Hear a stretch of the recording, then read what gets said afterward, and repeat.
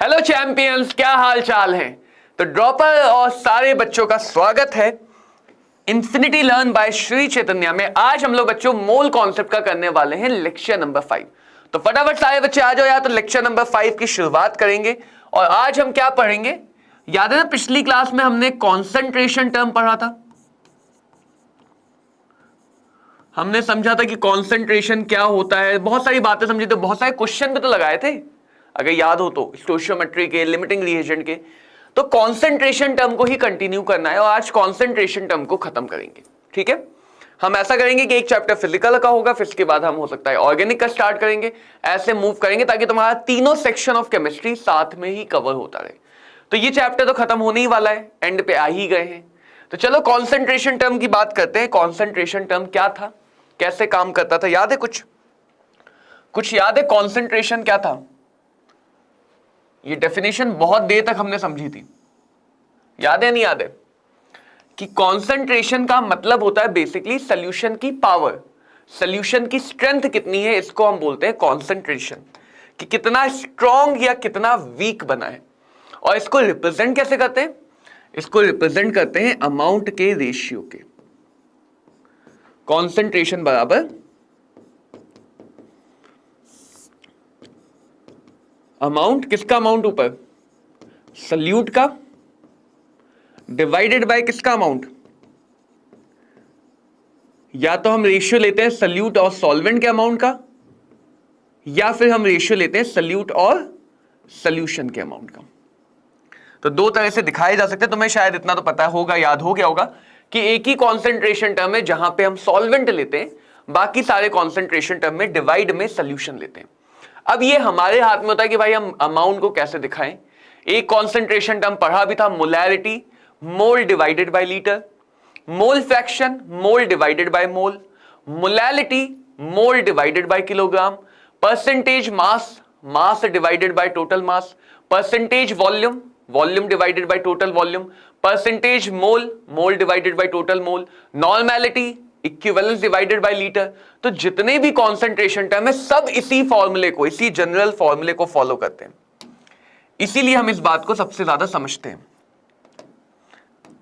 इसी से सारी बातें आती हैं। तो मोलैरिटी हमने पढ़ लिया था, राइट। कैसे हो आईएल फैन क्लब, मोलैरिटी हमने पढ़ लिया था। दूसरा कॉन्सेंट्रेशन टर्म आता है mole fraction. And what is the meaning of fraction. Fraction का क्या मतलब होता है भैया, फ्रैक्शन का मतलब होता है पार्ट ऑफ वन।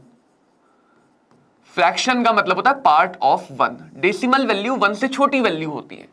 तो जब हम ये दिखाते हैं ना कि एक में कितना है, कि अगर मैं पूरे सॉल्यूशन को एक मान लूं तो उसका कितना हिस्सा सल्यूट या कितना हिस्सा सॉल्वेंट का है। जैसे 1/3 का मतलब क्या है, एक का 1/3, 33%, 33%। तो जब भी हम एक में से बताते हैं कि एक में कितना है, उसको बोलते हैं फ्रैक्शन। एंड मोल मतलब ये जो अमाउंट बताए जाएंगे मोल में बताए जाएंगे। तो मोल फ्रैक्शन बताता है सल्यूट के कितने मोल डिसॉल्व हैं टोटल 1 मोल ऑफ सॉल्यूशन में। सल्यूट के कितने मोल डिसॉल्व हैं टोटल 1 मोल ऑफ सॉल्यूशन में। तो मोल फ्रैक्शन को लिखते हैं mole of solute divided by total mole of solution. तो समझ सकते हो ये भी तो वही जनरल फॉर्मूला है, ये भी तो बच्चों वही जनरल फॉर्मूला है या नहीं है, जहां पे हमने ऊपर का अमाउंट मोल में रखा है और नीचे का अमाउंट भी मोल में रखा है। क्लियर है। अब अगर हम चाहें, क्योंकि अमाउंट एडिटिव होते हैं, तो हम मोल फ्रैक्शन ऑफ सल्यूट को ये भी लिख सकते हैं मोल ऑफ सल्यूट। यूजुअली हम एज्यूम कर लेते हैं कि हमारा सॉल्यूशन कैसा है, बाइनरी। बाइनरी सॉल्यूशन मतलब जिसमें सिर्फ 2 ही कंपोनेंट है, सल्यूट और सॉल्वेंट। तो मोल फ्रैक्शन में टोटल मोल की जगह क्या लिख सकते हैं, 2 ही कंपोनेंट है, दोनों के मोल ऐड कर दो। अगर 3 कंपोनेंट होते तो तीनों के मोल ऐड करते, 4 कंपोनेंट होते तो चारों के मोल ऐड करते। बेसिक सी लॉजिकल बातें चलती हैं कॉन्सेंट्रेशन टर्म में, ऐसे कोई बहुत रॉकेट साइंस नहीं है कि फ्रैक्शन का मतलब part of one, basic maths. Mole का मतलब क्या होता है, बेसिक क्वांटिटी। मोल कंसेंट्रेशन में मोल डिवाइडेड बाय टोटल मोल ले रहे हैं। अब देखो ऊपर भी मोल नीचे भी मोल, तो मोल से मोल हो रहा, तो इसकी यूनिट क्या आएगी, इसकी यूनिट आएगी लेस, यूनिट लेस। ठीक है। तो मोल फ्रैक्शन की कोई यूनिट नहीं होती है, मोलैरिटी की होती है मोल पर लीटर। दूसरी बात, फ्रैक्शन क्योंकि पार्ट ऑफ 1 है तो किसी भी कंपोनेंट का मोल फ्रैक्शन हमेशा 1 से छोटा होगा और नेगेटिव नहीं हो सकता, तो 0 से बड़ा होगा। अगर गलती से कभी मोल फ्रैक्शन 1 बता दिया जाए, 1 का मतलब 100%, एक पार्ट ऑफ 1 ऐसे सोचो, एक था वो पूरा एक वही है, तो एक ही चीज तो है। अगर मैं किसी चीज का परसेंटेज 100% बोलूं तो इसका मतलब वही चीज तो है सिर्फ, और तो कुछ है ही नहीं। 100% मतलब प्योर, तो ये स्टेट रिप्रेजेंट करती है प्योर स्टेट को। फिर सोल्यूशन नहीं रहा, फिर क्या है, प्योर है। सोल्यूशन नहीं रहा, प्योर है, ठीक है। और तीसरी बात समझना, जैसे अगर कहा जाए कि सोल्यूट का परसेंटेज 20% है तो सॉल्वेंट कितना होगा, तुरंत तुम्हारे दिमाग में आएगा 100 माइनस 20, 80%। 100 से क्यों माइनस किया, क्योंकि तुम्हें पता है बेसिक, बहुत ज्यादा दिमाग में बैठी बात कि परसेंट मतलब हम 100 में से बताते हैं। तो जब भी मुझे एक चीज का परसेंट पता है, दूसरी चीज का निकालना है, तो 100 में से माइनस करते हैं। वैसे ही फ्रैक्शन क्या है, एक का पार्ट, परसेंटेज में सबको ऐड करो तो कितना आएगा, 100, क्योंकि 100 का पार्ट है। तो फ्रैक्शन में सबको ऐड करो तो कितना आएगा, 1। यानी अगर मैं सारे कंपोनेंट के मोल फ्रैक्शन को जोड़ता जाऊं तो हमेशा 1 आएगा। या ये भी लिख सकते हो कि अगर बाइनरी सॉल्यूशन है, mole fraction of solvent, mole fraction of solute, दोनों का समेशन 1 आएगा। तो ये बहुत ज्यादा यूजफुल सी बात है और बहुत ज्यादा बेसिक सी बात है कि भाई फ्रैक्शन तो पार्ट ऑफ 1 है, तो पार्ट ऑफ 1 है तो 1 ही आएगा। इसको तुम चाहो तो प्रूव करना चाहो तो मोल फ्रैक्शन ऑफ ए कितना हो जाएगा, ए का मोल फ्रैक्शन चाहिए तो ए के mole divided by total mole, B का मोल फ्रैक्शन चाहिए तो बी के mole divided by total mole. Denominator same है तो न्यूमरेटर डायरेक्टली ऐड हो जाएगा, टोटल मोल तो सेम है, सब कट कुटा जाएगा, कट कुटा के कितना बचा है, 1। तो बहुत आसानी से इस बात को दिखा भी सकते हो कि सबके मोल फ्रैक्शन का समीशन 1 आता है, सबके मोल फ्रैक्शन का समीशन 1 आता है, ठीक है। फोर्थ बात पे आते हैं, फोर्थ बात हमारी ये कहती है कि जो मोल फ्रैक्शन है उसमें वॉल्यूम टर्म नहीं आ रहा। मैंने बहुत सालों पहले भी समझाया था तुम्हें कि वॉल्यूम ही अकेला ऐसा टर्म है जो टेम्परेचर डिपेंडेंट होता है, टेम्परेचर के साथ चेंज होती है क्वांटिटी। तो अगर वॉल्यूम टर्म नहीं आ रहा है, इसका मतलब मोल फ्रैक्शन टेम्परेचर इंडिपेंडेंट है, मोल फ्रैक्शन टेम्परेचर इंडिपेंडेंट है। क्लियर है सबको बात, सबको बात क्लियर है? अरे बोलो, क्वेश्चन बोलो। चलो अगले कॉन्सेंट्रेशन टर्म पे आते हैं, मोलैलिटी। अगले कॉन्सेंट्रेशन टर्म पे आते हैं मोलैलिटी, ठीक है। मोलैलिटी का मतलब क्या है? मोलैलिटी बताता है मोल पर किलोग्राम। क्या बताता है? मोल पर किलोग्राम। सारे कॉन्सेंट्रेशन कोई ना कोई रेशियो बताएंगे। तो मोल पर किलोग्राम का मतलब कितने मोल सल्यूट के डिसॉल्व हैं 1 किलोग्राम ऑफ सॉल्वेंट में। एक छोटी सी बात पे बहुत ज्यादा ध्यान देना, अकेला कॉन्सेंट्रेशन टर्म है जहां पे अमाउंट सॉल्वेंट के रिस्पेक्ट में बताते हैं, ना कि सॉल्यूशन के रिस्पेक्ट में। सॉल्वेंट के रिस्पेक्ट में बताते हैं, ना कि सॉल्यूशन के रिस्पेक्ट में। तो इसको ऐसे समझ लो कि मोलैलिटी इज इक्वल टू कितना होगा, सल्यूट के मोल डिवाइडेड बाय सॉल्वेंट का मास। बाकी सब में सॉल्यूशन का अमाउंट था नीचे, बट यहां पे नीचे अमाउंट सॉल्वेंट का है। और मोलैलिटी को भी मोलैरिटी की तरह, जैसे हमने किलो मिलीलीटर लीटर वाला काम किया था, तो यहां पे अगर हम मास को ग्राम में रखना चाहें तो ऊपर 1000 आ जाएगा ग्राम टू किलोग्राम कन्वर्जन के लिए। यूजुअली हम ये वाला फॉर्मूला प्रेफर करते हैं। तो अगर तुम सारे कॉन्सेंट्रेशन टर्म को एक साथ देखोगे तो हमेशा तुम्हें सब में एक यूनिफॉर्मिटी दिखेगी और सबको समझना आसान हो जाएगा, समझना भी आसान हो जाएगा। अब अगर इसकी यूनिट की बात करें, ऊपर वाला मोल, नीचे वाला किलोग्राम, तो इसकी यूनिट क्या होगी, मोल पर किलोग्राम। यूनिट क्या होगी, मोल पर किलोग्राम। दूसरी बात करते हैं, क्या ये टेम्परेचर डिपेंडेंट है? क्या ये टेम्परेचर डिपेंडेंट है, इंडिपेंडेंट है? तो यहां भी कोई वॉल्यूम का टर्म नहीं आ रहा है, तो ये भी कैसा होगा, गुड मॉर्निंग अश्विनी, अश्विन क्या हाल चाल है? तो यहां भी कैसा होगा? Temperature independent, temperature independent. तीसरी बात अगर सोची जाए तो यहां से भी तुम मोल निकाल सकते हो, लेकिन हमें उसकी यूज नहीं है, हमें उसकी जरूरत नहीं, तो मोल की हम बात भी नहीं करेंगे। हां, यह ध्यान रखना सबका मतलब क्या है। मोलैरिटी मोल पर लीटर दिखाता है, मोल फ्रैक्शन मोल पर मोल दिखाता है, मोलैलिटी मोल पर किलोग्राम दिखाता है, और अगला कॉन्सेंट्रेशन टर्म जिसे परसेंटेज बोलते हैं, परसेंटेज यानी पार्ट ऑफ 100, पार्ट ऑफ 100। तो परसेंटेज का मतलब क्या हुआ?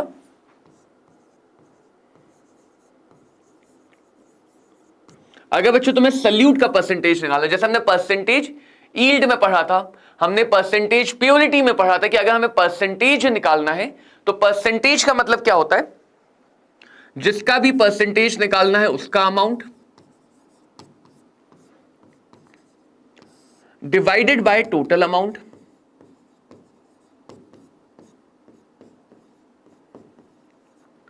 और हमेशा किससे मल्टीप्लाई करते हैं? 100 से। अब तुम कहो सर 100 से ही मल्टीप्लाई क्यों किया? तो 100 से मल्टीप्लाई इसलिए किया क्योंकि percentage is part of 100, percentage एक 100 का पार्ट होता है। समझ लो इस बात को और समझो कि परसेंटेज एक ऐसी चीज है जो लगभग हर जगह काम करती है, या परसेंटेज एक ऐसा चीज कंसंट्रेशन है जो लगभग हर जगह यूज हो सकता है। तो परसेंटेज के लिए हम क्या करते हैं? हमारे पास 3 मेजर टाइप के परसेंटेज हैं। Percentage mass by mass, percentage mass by volume, and percentage volume by volume. ये 3 तो मेजर है, स्टैंडर्ड है, मतलब ये 3 तो यूज है। इसके अलावा तुम चाहो तो मोल बाय मोल परसेंट बता सकते हो, और भी अलग अलग टाइप के परसेंटेज बता सकते हो। अगर क्वेश्चन ने बताया नहीं किस टाइप का परसेंट है, सिर्फ परसेंट बोल दिया, तो ये वाला हमेशा डिफॉल्ट होता है। डिफॉल्ट का मतलब अगर क्वेश्चन ने सिर्फ परसेंट निकालने को कहा है तो हमेशा तुम मास परसेंट ही निकालोगे। कौन सा परसेंट निकालोगे? मास परसेंट। जब तक क्वेश्चन स्पेसिफिकली ना बोल दे कि भाई परसेंट बाय मोल बताओ, परसेंटेज मास बाय वॉल्यूम बताओ, परसेंटेज वॉल्यूम बाय वॉल्यूम बताओ, बाय डिफॉल्ट हमेशा मास बाय मास ही निकाला जाएगा, चाहे क्वेश्चन वॉल्यूम दे दे, कुछ भी दे दे, चाहे क्वेश्चन वॉल्यूम दे दे, कुछ भी दे दे। अब परसेंटेज का भी समेशन कितना आएगा? सभी चीजों के परसेंटेज को समेशन ले लें तो 100 आना चाहिए, 100 आना चाहिए क्योंकि परसेंटेज 100 का पार्ट है। ये दोनों जिनमें वॉल्यूम टर्म आ रहा है, ये दोनों परसेंटेज टेम्परेचर डिपेंडेंट है। जिनमें वॉल्यूम टर्म नहीं आ रहा है, चाहे मास बाय मास हो, मोल बाय मोल हो, वो टेम्परेचर इंडिपेंडेंट है। टेम्परेचर कैसे है? इंडिपेंडेंट है। तो ये तो बात हुई परसेंटेज की। चलो अब हम तुम्हें दिखाते हैं क्वेश्चन।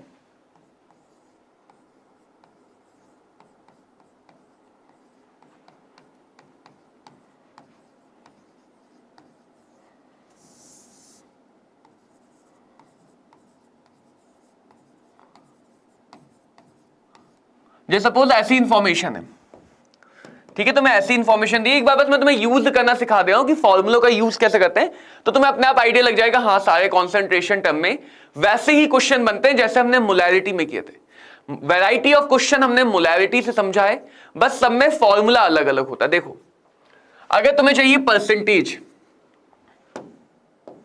अगर तुम्हें बच्चों चाहिए NaOH का परसेंटेज, डिफरेंस पे ध्यान देना। तो परसेंटेज मतलब NaOH का मास, क्योंकि ग्राम वाला चाहिए, बोला नहीं तो मास by mass, divided by total mass multiply bye 100। अब इस पे वापस आएंगे। अगर तुम्हें चाहिए NaOH की मोलैलिटी, तो मोलैलिटी बराबर NaOH के मोल, NaOH का मोलर मास कितना होता है? 40 ग्राम पर मोल। तो NaOH के मोल हो जाएंगे मास डिवाइडेड बाय मोलर मास, ऊपर 1000 divided by mass of solvent, वो कितना है? 360 ग्राम। वो कितना है? 360 ग्राम। बहुत काम की बात है, बहुत ध्यान से समझना। NaOH का मोल फ्रैक्शन चाहिए, तो ये हो जाएगा NaOH के मोल 4 divided by 40 divided by total मोल, यानी NaOH के मोल प्लस वाटर का मोलर मास कितना होता है 18 ग्राम पर मोल। तो ये आ जाएगा बच्चों 360 divided by 18, 360 divided by 18। Difference देखो, डिफरेंस देखो, मोलैलिटी में यहां पे रखा गया सिर्फ और सिर्फ सॉल्वेंट की इंफॉर्मेशन। डिफरेंस पे हाईलाइट करके देखो ताकि तुम्हें क्लियर रहे कि कहां पे कैसे काम करना है, क्योंकि most of the time question में तुम्हें ये अंतर दिखेगा ही नहीं। तो यहां पे रखी गई बच्चों सिर्फ सॉल्वेंट की इंफॉर्मेशन। यहां पे देखोगे तो यहां पे हमने रखी है टोटल इंफॉर्मेशन। हाँ सर ये तो टोटल रखी है, यहां ऐड किया। यहां पे देखोगे तो यहां भी हमने क्या रखी है टोटल इंफॉर्मेशन। और क्योंकि अमाउंट एडिटिव होता है तो हम कह सकते हैं सल्यूट का अमाउंट प्लस सॉल्वेंट का अमाउंट, यही तो होगा टोटल अमाउंट। यही टोटल अमाउंट होगा ही नहीं होगा। तो कुछ बच्चों का बहुत कॉमन सा डाउट होता है, वो बताने जा रहा हूं। सल्यूट और सॉल्वेंट का अमाउंट मिला के सोल्यूशन का अमाउंट होगा। अब अगर सल्यूट बहुत कम होता है, यूजुअली हम ऐसे बोल देते हैं कि अगर सोल्यूशन बहुत ज्यादा डाइल्यूटेड है तो सल्यूट के अमाउंट को निग्लेक्ट कर सकते हैं और सॉल्वेंट का अमाउंट अप्रोक्सीमेटली सोल्यूशन के अमाउंट के इक्वल हो सकता है। इस अप्रोक्सीमेशन की वजह से तुम्हें कई बार ये अंतर दिखेगा नहीं जो यहां पे दिखाया है। इसी अप्रोक्सीमेशन ये तुम्हें कई बार क्वेश्चन के सोल्यूशन में तुम खुद करोगे और करते समय आयरनी ये होती कि हमें खुद पता नहीं होता कि हम क्या कर रहे हैं, बस एक आदत बन जाती कि हमेशा भाई निग्लेक्ट करते तो कर देते हैं। बट इसी चीज को अगर दिमाग में बार बार हिट करोगे कि हाँ ये यहां पे निग्लेक्ट हुआ, यहां पे जरूरत ही नहीं थी, तो एक आइडिया लग जाएगा जिससे क्वेश्चन गलत होने के चांसेस बिल्कुल खत्म हो जाएंगे। कि यहां पे क्योंकि 4 बहुत छोटा है, 4 बहुत छोटा है, तो इसको अप्रोक्सीमेटली 4/360 मल्टीप्लाई बाय 100, तो यह आ जाएगा 10/9, 10/9 या लगभग 1.1%। अगर तुम निग्लेक्ट नहीं करते तो भी आंसर इतना ही आता, लगभग आंसर लगभग इतना ही आता। यहां पे निग्लेक्ट करो ना करो कोई जरूरत ही नहीं है। तो ये आ जाएगा 10 या 5 डिवाइडेड बाय 18, 0.2 के आसपास, 0.2 के आसपास मोलल। तो ये जो आया है ये अप्रोक्सीमेटेड है, ये जो है ये विदाउट अप्रोक्सीमेशन। अंतर देखो, यहां पे अप्रोक्सीमेट करने के बाद आया, यहां पे अप्रोक्सीमेशन किया ही नहीं, सॉल्वेंट को सीधे सोल्यूशन के अमाउंट के इक्वल कर दिया। यहां भी वैसा अप्रोक्सीमेशन कर सकते हो, ये 1/10 बन जाएगा, ये 20 बन जाएगा, तो कितना आ जाएगा 1/200 मोल फ्रैक्शन, 1/200 मोल फ्रैक्शन। तो ये समझना कि मोस्ट ऑफ द टाइम हम सल्यूट के अमाउंट को निग्लेक्ट कर देंगे, तो तुम्हें लगेगा किसी भी कंसंट्रेशन टर्म में नीचे कुछ भी अमाउंट रख देते हैं, बट ऐसा नहीं है। कहीं पे हम टोटल रखते हैं और एक ही कॉन्सेंट्रेशन है जहां पे सॉल्वेंट का डायरेक्टली रखते हैं। कौन सा? मोलैलिटी। कौन सा है? मोलैलिटी। चलो अब आगे की बात को समझते हैं। डाइल्यूशन का मतलब क्या है? Dilution, what is the meaning of dilution? So concentration क्या होता है?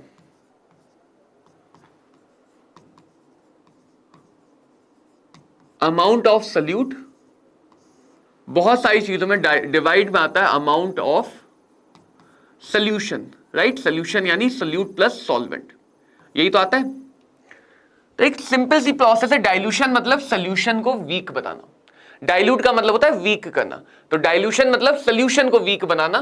तो कोई भी ऐसी प्रोसेस जहां पे अगर हम सॉल्वेंट को ऐड करें,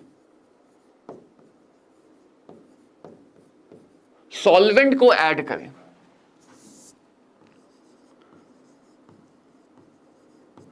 तो सॉल्वेंट को बढ़ाने से ये वाला अमाउंट बढ़ेगा, बढ़ेगा नहीं बढ़ेगा? सॉल्वेंट को बढ़ाएंगे तो ये वाला अमाउंट बढ़ेगा, और ये वाला अमाउंट बढ़ेगा तो कॉन्सेंट्रेशन घट जाएगा, सॉल्यूशन वीक हो जाएगा। सॉल्वेंट ऐड करके सॉल्यूशन की पावर को, सॉल्यूशन की स्ट्रेंथ को घटाने की प्रोसेस को बोलते हैं डाइल्यूशन। जैसा कि मैं कहूं तो मैं मान लो चीनी का पानी बनाना है, शुगर सिरप बनाना है, और गलती से वो तुमने ज्यादा मीठा बना दिया, अब घर पे मेहमान आए हैं, उन्हें शरबत पिलानी थी, अब वो तुमने कर दिया मीठा। ज्यादा मीठा पिलाओगे तो उनको डायबिटीज हो जाएगा, मम्मी की फ्लाइंग चप्पल मिलेगी। तो उसकी मिठास को कम कैसे करोगे? कोई भी बताना चाहे कि अगर गलती से हमसे पानी ज्यादा मीठा हो गया है तो उसकी मिठास को कम कैसे करेंगे?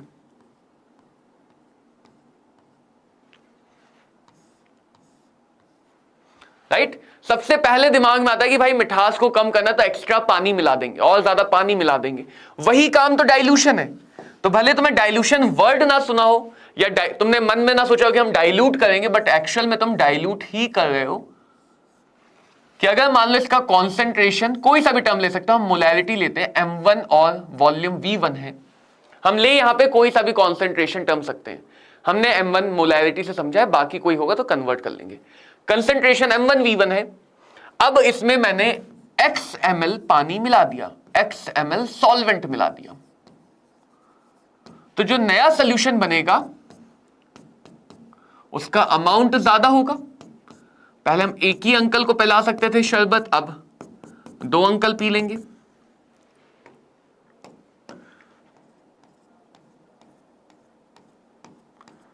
और क्योंकि डिवाइड होने वाला टर्म बढ़ा, अमाउंट ये बढ़ा, तो सारे कॉन्सेंट्रेशन टर्म घट जाएंगे।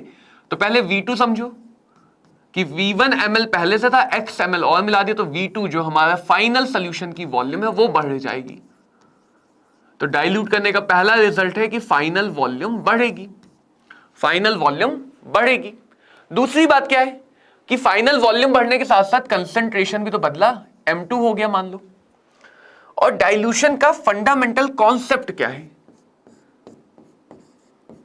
इस पूरी बात में? अगर तुम सोच रहे हो, एक बार पानी और चीनी वाला एग्जाम्पल को सोचो, तो शरबत ज्यादा मीठा था, तुमने उसमें पानी मिलाया, उसकी मिठास कम की, तो इस पूरी बात में तुमने कहीं भी एक्स्ट्रा चीनी तो नहीं डाली ना ही चीनी निकाली, ना ही शुगर ऐड की, ना ही शुगर रिमूव की। तो dilution is all about solvent, dilution is all about changing the amount of solvent. So कभी भी अगर हम डाइल्यूशन करते हैं, सॉल्वेंट का अमाउंट चेंज होता है, the amount of solute remains unchanged, the amount of solute remains unchanged.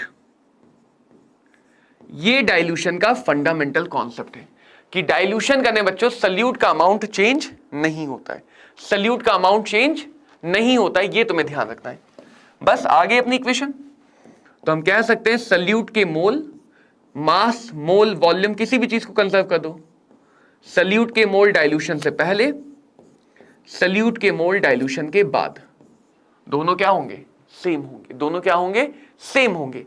तो डाइल्यूशन से पहले लिख सकते हैं M1V1, डाइल्यूशन के बाद लिख सकते हैं M2V2। So this is our dilution equation that you have to remember. M1V1 is equal to M2V2, but you also have to remember that here V2 is final volume. Sometime they ask you how much is the final volume, and sometime वो पूछ लेते हैं कि कितना add किया। So V2 is the final and X is the amount added.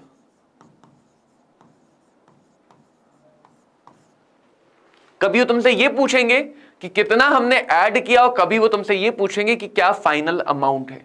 इस बात को एक क्वेश्चन से समझाते हैं। देखो 50 ml M/10 aqueous NaOH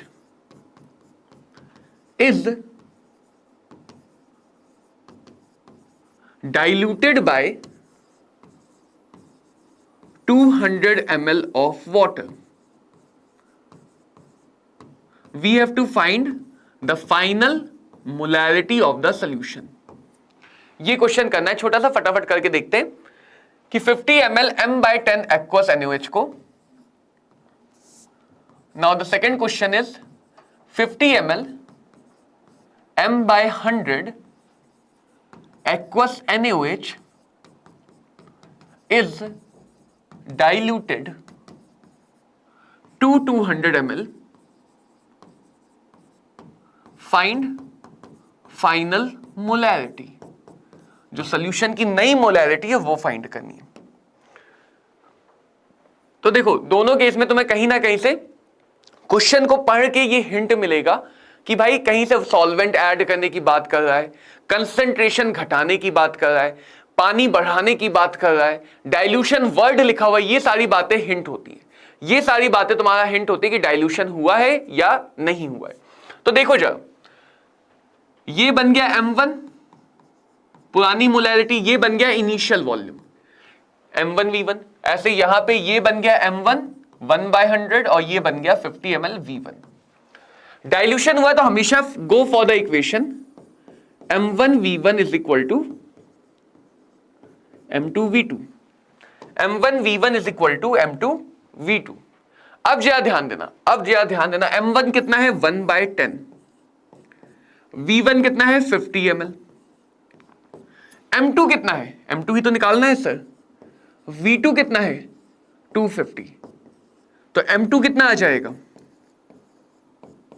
0 0 कटा 1/50, 1/50 ये हो गया हमारा final molarity moles per litre में आंसर। क्लियर है? फॉर्मूला यूज करना है, वैल्यू रखनी है, सॉल्व करना है।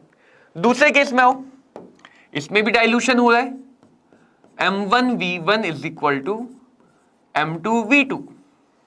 M1 कितना है सर, M1 है 1/100, V1 कितना है, V1 है 50 ml, M2 कितना है वही तो निकालना है, V2 कितना है 200 ml, तो M2 आ जाएगा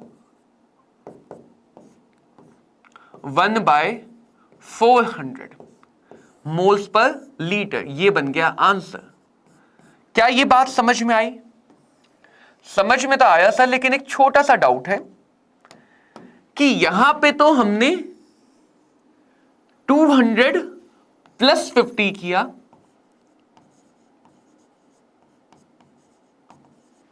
लेकिन यहां पे आपने 200 + 50 ना करके सीधे 200 ही रख दिया। ये भेदभाव क्यों किया है भाई? ये भेदभाव क्यों किया है? यहां पे दोनों क्वेश्चन एक ही बात तो बोल रहे हैं, डाइल्यूशन किया 200 ml के लिए किया, तो ये भेदभाव क्यों किया है? तो भैया ये भेदभाव हुआ है इंग्लिश भाषा की वजह से। ये भेदभाव किस वजह से हुआ? अंग्रेजी भाषा की वजह से। कि जब भी बाय लिखा हो, बाय रिप्रेजेंट करता है चेंज, और क्वेश्चन में ये कई बार ऐसे पूछा गया है। बाय रिप्रेजेंट करता है चेंज को, जबकि टू रिप्रेजेंट करता है फाइनल डेस्टिनेशन को। यानी मैंने कहा था ना, दो टाइप की वॉल्यूम है, कितना ऐड हुआ ये और कितना हो गया ये। अगर इस क्वेश्चन के लिए मैं लाइन लिखूंगा तो क्या लिखूंगा? V1 volume is diluted by XML, तो बाय मतलब कितना ऐड हुआ। V1 volume is diluted by XML, तो बाय रिप्रेजेंट कितना घटा बढ़ा। 50 ml is diluted by 200 ml, तो 50 + 200 मिलकर कितना हो गया 250। V1 ml is diluted by XML टू V2 ml, तो अगर ऐसा बोला जाए V1 is diluted to V2, तो तुम्हें वहां पे ये नहीं दिया कितना ऐड हुआ, वहां पे ये दिया है फाइनल वॉल्यूम कितनी हो गई है।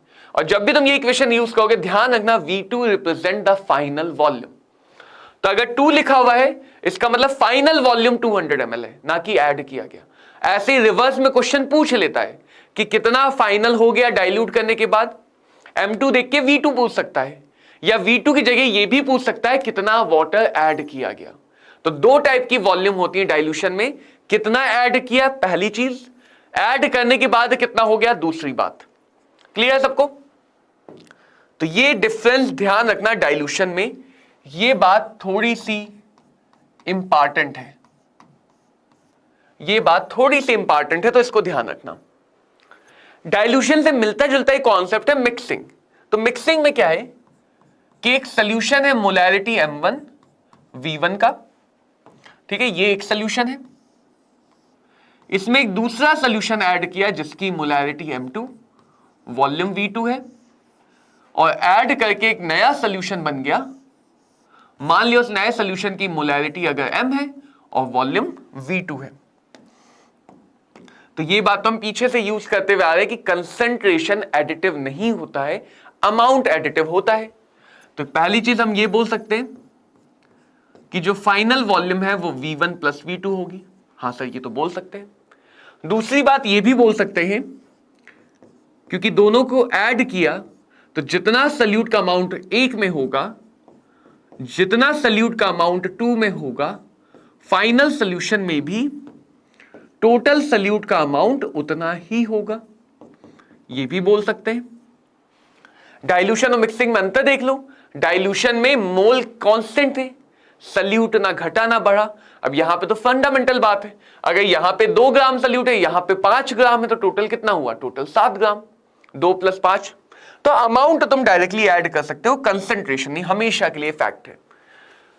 बस इसी को हम कंसंट्रेशन में बदल लेंगे। मोल इन 1 को लिख सकते हैं M1V1, मोल इन 2 को लिख सकते हैं M2V2, और फाइनल मोल को लिख सकते हैं M/V।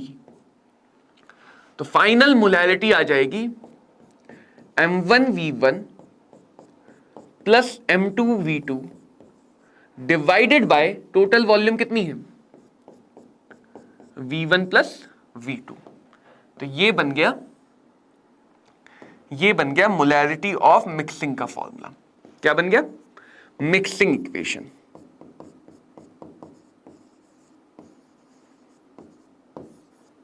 तो हमें बस इतना सा ध्यान रखना है, अगर 3 सोल्यूशन होंगे तो M3V3 आ जाएगा, 4 सोल्यूशन है तो M4V4, मतलब जितने सोल्यूशन आते जाएंगे। ऊपर बेसिकली देखो तुम क्या करो, ये एवरेज वैल्यू है। बेसिकली देखो ऊपर वाले जो न्यूमरेटर है वो एक तरह से टोटल मोल ही तो है, नीचे वाला जो है वो टोटल वॉल्यूम है।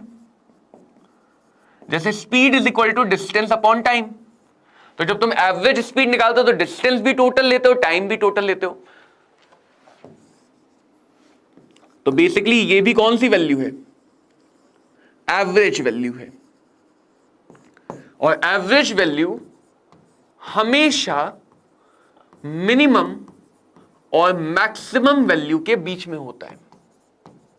तो ये तुम्हारा एक हिंट है, इससे तुम कई बार ऑप्शन देख सकते हो कि वही ऑप्शन आंसर होगा जिसके वैल्यू मिनिमम और मैक्सिमम मोलैरिटी के बीच में है, मिनिमम और मैक्सिमम के बीच में। देखिए एक छोटा सा क्वेश्चन दिखाता हूं। 2m 200 ml solution mixed with 12m 50 ml solution. बिना सॉल्व किए हम क्या क्या बातें बता सकते हैं? पहली बात हम यह बता सकते हैं कि जो फाइनल मोलैरिटी है, जो हमारा आंसर आने वाला है, वो minimum value 2 moles per litre और maximum value 12 moles per litre के बीच में आएगा। तो ये सब बातें हम डायरेक्टली बता सकते हैं मिक्सिंग के केस में कि हमेशा जो मिक्सिंग वाली फाइनल रिजल्ट है वो मैक्सिमम और मिनिमम के बीच में आएगा, मैक्सिमम एंड मिनिमम के बीच में आएगा। दूसरी बात क्या बता सकते हैं? क्योंकि इसकी वॉल्यूम ज्यादा है, इस टाइप की एवरेज को वेटेड एवरेज बोलते हैं। सिर्फ एवरेज नहीं ले रहे, एवरेज लेते तो M1 M2/2 कर देते। एवरेज, कॉमन एवरेज क्या होता है? 1 प्लस इतना डिवाइडेड बाय 2। यहां पे वॉल्यूम भी साथ में है। वॉल्यूम बेसिकली कंट्रीब्यूशन दिखा रहा है। जिस सोल्यूशन का ज्यादा अमाउंट मिलाओगे उसकी तरफ झुकाव ज्यादा होगा, उसकी तरफ कंट्रीब्यूशन ज्यादा होगा। यानी हम ये भी बता सकते हैं कि अगर इसकी वॉल्यूम ज्यादा है तो जो फाइनल मोलैरिटी है वो इसके ज्यादा क्लोज होगी।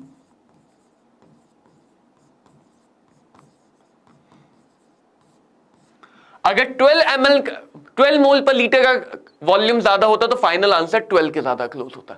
तो 2 बातें बता सकते हैं बिना सॉल्व किए कि मिक्सिंग जब भी की जाती है, पहली चीज जो मिक्सिंग की मोलैरिटी होगी वो मैक्सिमम मिनिमम के बीच में होगी।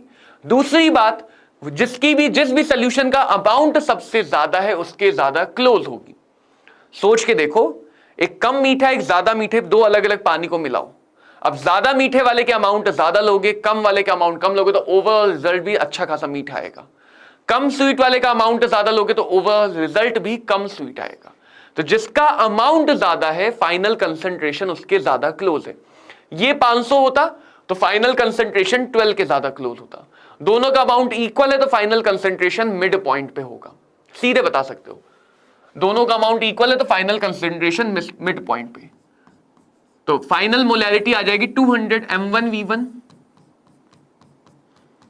M2V2 divided by V1 plus V2 आएगी। तो M1 कितना है 2 इंटू 200 400, M2 V2 कितना है 12 इंटू 5 600 डिवाइडेड बाय टोटल कितना है 250, यही तो है। डिवाइडेड बाय टोटल कितना है 250, सही है। हाँ तो ये आ गया 1000 divided bye 250 4 moles per litre.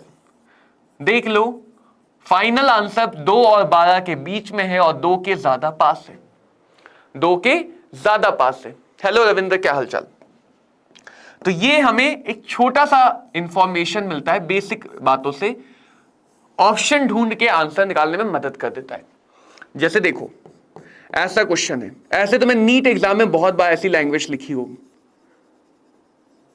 Equal volumes of M/10 AgNO3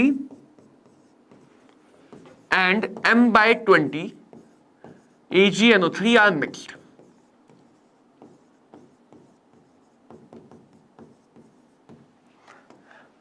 यहां पे बच्चों अगर तुम्हें फाइनल मोलैरिटी की जरूरत है, यहां पे अगर तुम्हें फाइनल मोलैरिटी की जरूरत है तो पहला काम तुम क्या कर सकते हो, वॉल्यूम इक्वल है तो दोनों की वॉल्यूम V मान लो, दोनों की वॉल्यूम V मान लो और सॉल्व कर लो,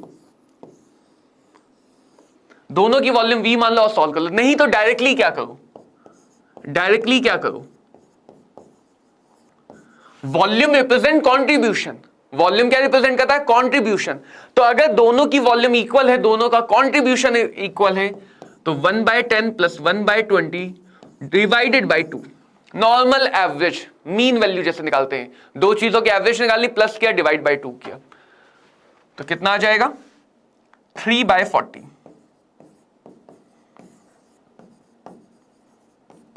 3/40 तो हम डायरेक्टली भी निकाल सकते हैं या कई बार ऑप्शन देख के ही पता चल जाएगा कि फाइनल मोलैरिटी कितनी होने वाली, फाइनल मोलैरिटी कितनी होनी। तो यहां पे जो V1 V2 है वो रिप्रेजेंट करता है कि किसका कंट्रीब्यूशन कितना है। Amount of the solution represent the contribution of the solution in the final mixture. तो जिसका कंट्रीब्यूशन ज्यादा होगा उसका वेटेज भी ज्यादा होगा तो उसके ज्यादा क्लोज होगा। V1 ज्यादा हुआ तो M1 के ज्यादा क्लोज होगा, V2 ज्यादा हुआ तो M2 के ज्यादा क्लोज होगा। जिसका भी कंट्रीब्यूशन ज्यादा होगा उसके ज्यादा क्लोज होगा, जिसका भी कंट्रीब्यूशन ज्यादा होगा उसके ज्यादा क्लोज होगा।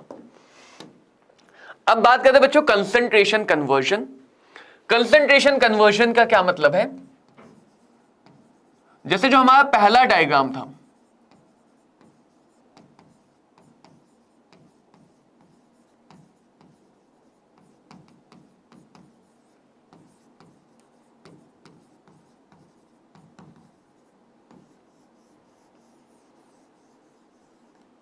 हमारा जो पहला डायग्राम था जिसमें मोल को मास में, मोल को वॉल्यूम में, इस टाइप की कन्वर्जन कर सकते थे, वही सेम काम हम कंसंट्रेशन में भी तो कर सकते हैं।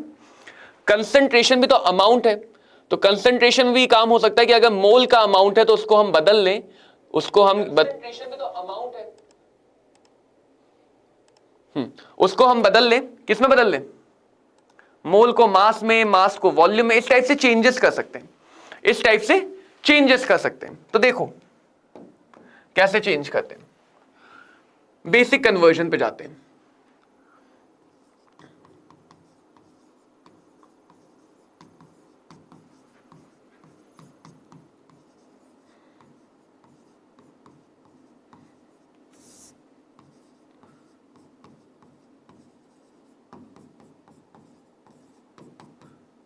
पहले सोचो कि तुम्हें क्वेश्चन पढ़ के कैसे पता चलेगा, क्वेश्चन पढ़ के कैसे पता चलेगा कि कंसंट्रेशन कन्वर्जन करना है या नहीं करना है। तो क्वेश्चन पढ़ के देखो, मोल फ्रैक्शन निकालना है और दिया क्या है 20% NaOH सोल्यूशन, मोल फ्रैक्शन निकालना है और 20% NaOH सोल्यूशन है। तो ये परसेंटेज कॉन्सेंट्रेशन दिया है और ये फ्रैक्शन वाला कॉन्सेंट्रेशन निकालना है। तो क्वेश्चन में जब भी तुम्हें ऐसा फील हो कि किसी और टाइप का कॉन्सेंट्रेशन दिया है, किसी और टाइप का कॉन्सेंट्रेशन निकालना है, राइट, या मान लो तुम्हें मोल फ्रैक्शन दिया है और जो फॉर्मूला तुम्हें याद है उसमें मोलैरिटी आता है, तुम्हें मोलैलिटी दिया है, जो फॉर्मूला याद है उसमें परसेंटेज आता है। तो अगर कभी भी तुम्हें कंसंट्रेशन टर्म दिया हुआ है लेकिन तुम्हारी रिक्वायरमेंट किसी और टर्म की है, तो वहां पे तुम्हें यह काम करना है। इसके लिए दो तरीके हैं, डायरेक्ट फॉर्मूला नहीं तो समझ के। पहला काम, जो दिया है उसकी मतलब समझो कि गिवन कौन सा है। तो गिवन कॉन्सेंट्रेशन है 20%, परसेंटेज कॉम्पोजिशन गिवन है, और परसेंटेज का मतलब कितना होता है, 100 में कितना है बोला नहीं गया कौन सा, तो मास बाय मास बन जाएगा। यानी हमें यह पता चल गया कि 20 ग्राम NaOH प्रेजेंट है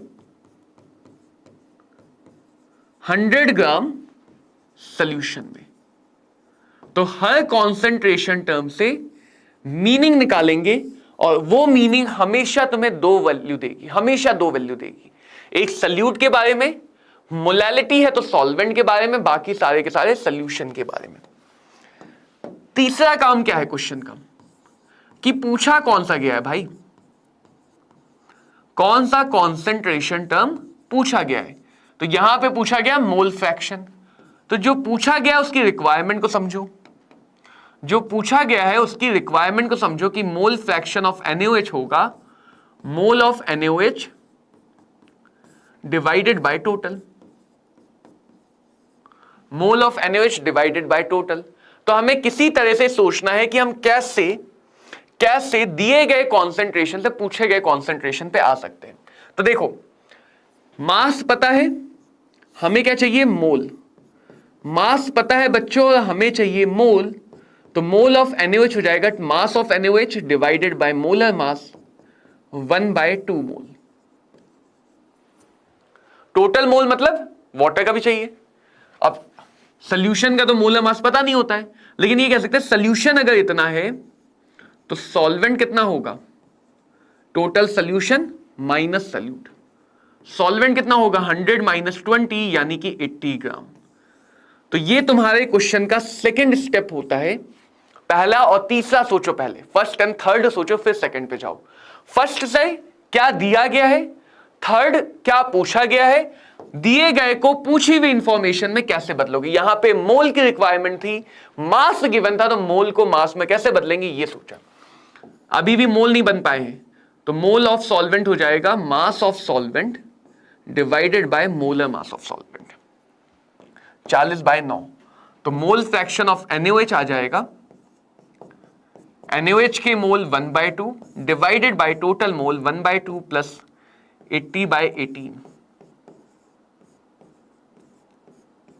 1/2 निगलेक्ट हो जाएगा, निगलेक्ट कर दिया करो हमेशा, यूजुअली नीट एग्जाम में तो स्पेशली। 40/9 तो ये कितना आ जाएगा, 9/80। And mole fraction should always be less than 1। Mole fraction should always be less than 1। तो कभी कभी हो सकता है कि ये कॉन्सेंट्रेशन जो तुम निकाल रहे हो, कभी कभी हो सकता है कि ये आसानी से मिल जाए। जैसे यहां पे मोल और मास कन्वर्जन था, आसानी से मिल गया। कहीं कहीं पे हो सकता है कि तुम्हें वॉल्यूम कन्वर्जन पे भी जाना पड़े। वॉल्यूम कन्वर्जन पे जाना पड़ेगा तो वहां पे थोड़ी मेहनत बढ़ सकती है, डेंसिटी का यूज करना पड़ सकता है। तो अलग अलग क्वेश्चन में अलग अलग तरह से कन्वर्ट किया जाता है, अलग अलग क्वेश्चन में अलग अलग तरीके से कन्वर्ट कर सकते हैं। समझ में आया सबको, क्लियर है? Okay great. देखो, तो मैं क्या बताने जा रहा हूं तुम्हें, मैं तुम्हें सीधे एक फॉर्मूला बताने जा रहा हूं। इन फॉर्मूला से तुम्हारे सारे क्वेश्चन हो जाएंगे।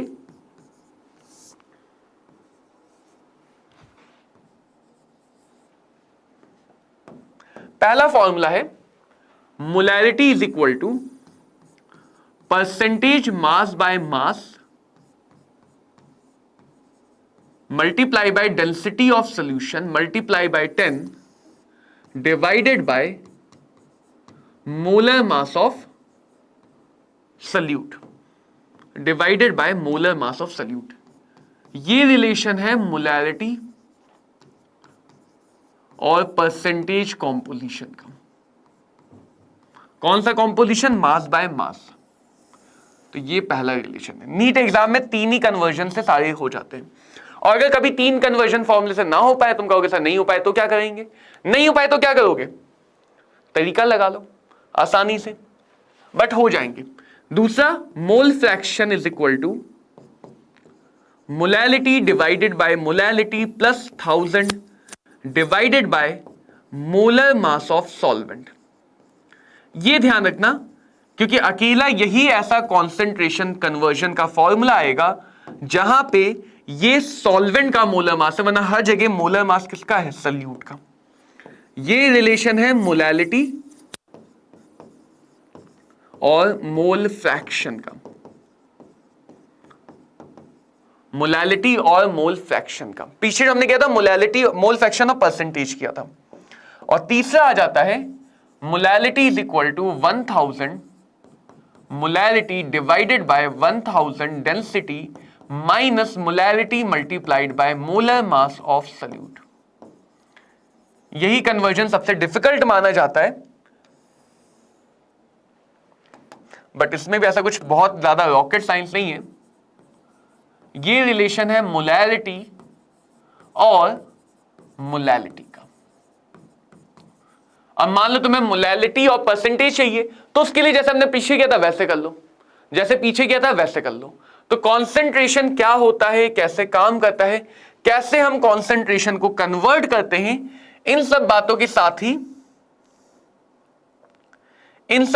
साथ ही ये चैप्टर होता है खत्म। बहुत सारे क्वेश्चन हैं,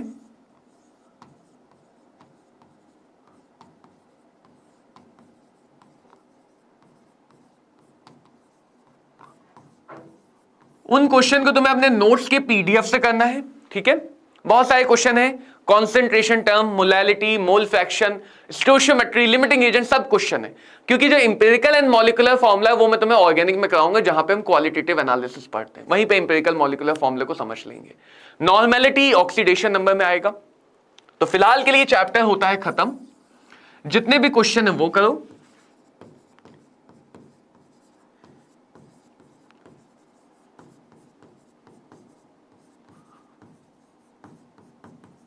और पूरे चैप्टर को रिवाइज करो, क्लियर है बच्चों ये बात? क्या करना है, कैसे करना है? तो मिलेंगे बच्चों अगली क्लास में नए चैप्टर के साथ। ऐसे ही मन लगा के पढ़ते रहो, क्वेश्चन लगाते रहो, जहां भी दिक्कत आए उसको डाउट में पूछ लो। तुम्हें सारी इंफॉर्मेशन टेलीग्राम चैनल पे मिलेगी, जिसका लिंक कमेंट बॉक्स में या डिस्क्रिप्शन बॉक्स में है। वहां से जाके टेलीग्राम चैनल को ज्वाइन कर सकते हो। उसमें क्वेश्चन डिस्कशन भी होते हैं, उसमें पीडीएफ भी मिलेगी और आगे आने वाले सेशन की इंफॉर्मेशन मिलेंगी। So thank you all. Have a great day.